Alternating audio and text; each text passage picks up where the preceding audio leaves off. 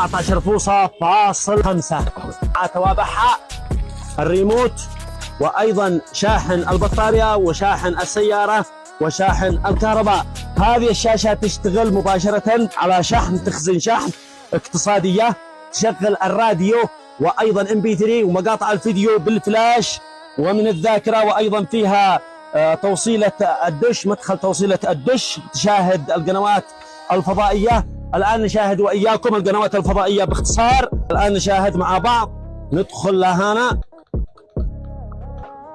ونضغط موافق ويلا نشاهد الآن القنوات.